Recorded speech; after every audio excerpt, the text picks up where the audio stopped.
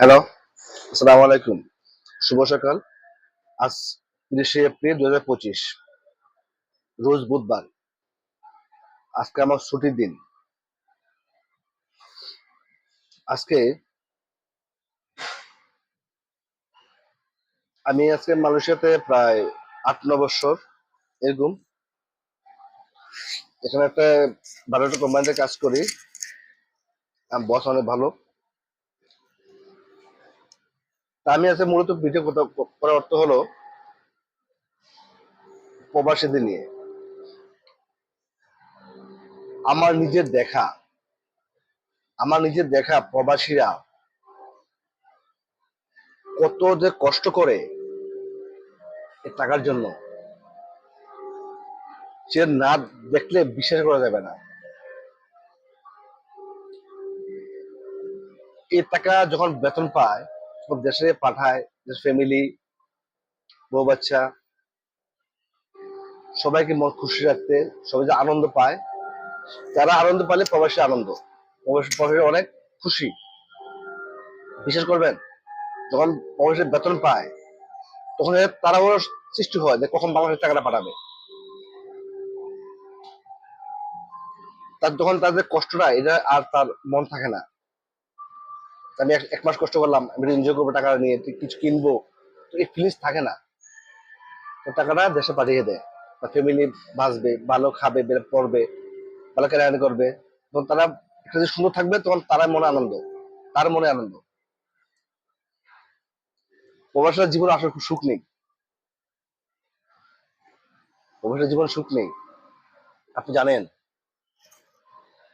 প্রবাসীরা কত কষ্ট করে এখানে, আমরা নিজে দেখা। তো এমনও সময় গেছে, এমনও সময় মানুষের করতেছে বর্তমানে, মাথা বাড়ি ইট দিয়ে ঘুমায়, মাথা বাড়ি ইট দিয়ে ঘুমায়। আমার ভিডিওটা একটু লং হতে পারে, তারপর আপনারা দেখবেন প্লিজ।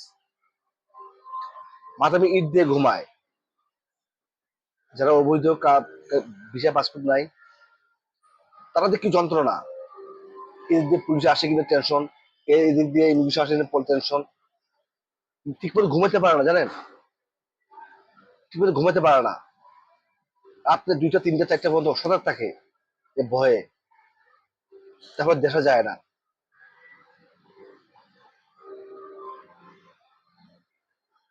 আমার দেখা, আমার সাথে একজন লোক, বয়সের বাড়ি ১৯ বছর, সে বাড়ি যায় না।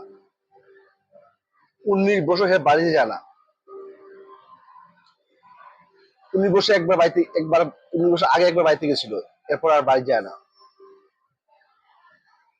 তা আমি জিজ্ঞাসা করলাম, আপনি ১৯ বছর ধরে বাড়ি যান না, কারণ কি? তো কারণ হলো, আমি এটা কারো কাছে বলে না, আমার কাছে আন্তরিকতা খুব ভালো, তা মানে বলছে এটা। তো কারণ হলো, আমি যখন ১৯ বছর আগে বাড়িতে গেছি, তখন আমি একজনের টাকা দিছিলাম। টাকার একদম একদম মানুষের টাকার নিচে সহযোগিতা করছিল। ১৯ বছর আগে টাকা মূল্য কত দাম ছিল, একবার চিন্তা করে দেখেন। তখনকার ১০,০০০ টাকা ১৯ বছর আগে, আর বর্তমানে ১ লাখ টাকা সমান। এই টাকাটা দেয় না, বাড়িতে গেছে দেয় না। না দেওয়ার পরে ও লোকরে খেতে রেখে, ধান খেতে রাখি হত্যা করে ফেলেছে, মানে মেরে ফেলেছে।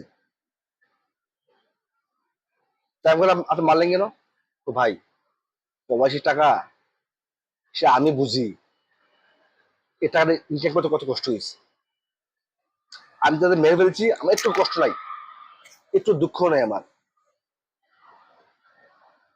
কারণ এরা মানুষের প্রবাসী টাকা মেরে খাওয়ার জন্য ধান্দা বসে আছে।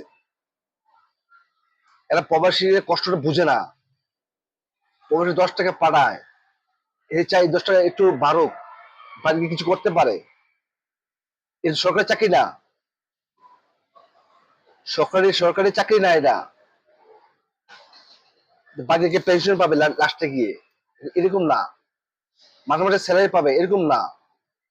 পকেট টাকা ইনকাম করে, ১০ টাকা ৫ টাকা ইনকাম করে দেশে পাড়ায় ইনভেস্ট করে, তো কিছু বাড়ার পরে এই টাকা দেশে যাওয়ার পরে কিছু একটা করতে পারে, এই জন্য মূলত এই টাকাটা। তা আমি বললাম আপনাদের মেরে ফেললেন, এখন আপনার তো কেস মামলা সেটা পরের বিষয়। আমি 19 বছর বাদ যাই না, 8-10 বছর বাদ যাবো না, ওনার ফ্যামিলির মানুষ নিয়ে আসবো।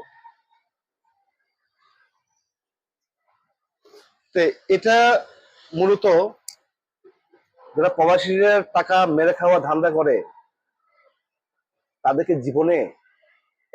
জীবনে একটা হাত অথবা একটা পা জীবনে শেষ করে দেওয়া উচিত। যারা প্লেন করে, যে ধান্দা করে প্রবাসীরা টাকা মেরে খাওয়ার, তার জীবনে একবার পঙ্গু করে দেওয়া উচিত, ডাইরেক্ট একবার কেটে ফেলে দেওয়া উচিত। যে মাদা চোদের বাচ্চাগুলো যে বাংলাদেশের মধ্যে প্রবাসীরা হয়রানি করে, প্রবাসীর ফ্যামিলিকে হয়রানি করে, প্রবাসীরা প্রত্যেকটি বিষয় নিয়ে হয়রানি করে, তাদের পৃথিবীতে তাকে কোনো জায়গা থাকার কোনো অধিকার নাই। আরে কুত্তার বাচ্চাগল, তোরা যে প্রবাসী টাকা নিয়ে এই যে ব্যাংকে লুটপাট করস,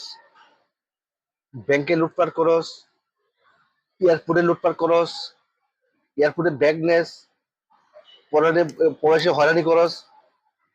হম, প্রবাসী মূল্য বুঝোস তুই? দয়া করে আমি এটাই বলবো, প্লিজ কোনোদিন প্রবাসীর সাথে কখনো খারাপ ব্যবহার করবেন না। প্রবাসীদের টেনশন থাকে সবসময়, তার ফ্যামিলি প্রবাসী থাকে, তার তার দেহটা কিন্তু প্রবাসী, মনটা সবসময় থাকে ফ্যামিলি গেছে। প্রবাসীদের টাকা পয়সা বা প্রবাসীরা হয়রানি করা, এটা কি করবেন না। আমার মতে কি জানেন, আমার মতে একটা কথা বলি, মানে আমার এটা ব্যক্তিগত আমি কথা বলি ব্যক্তিগত, যে প্রবাসীর টাকা মেরে দেয় বা হয়রানি করে, প্রবাসীকে হয়রানি করে, এয়ারপোর্টে হোক যেখানে হোক, প্রবাসী হয়রানি করে, তাকে দুনিয়ার থেকে সরে দেওয়া উচিত। দে আর ড্রাই,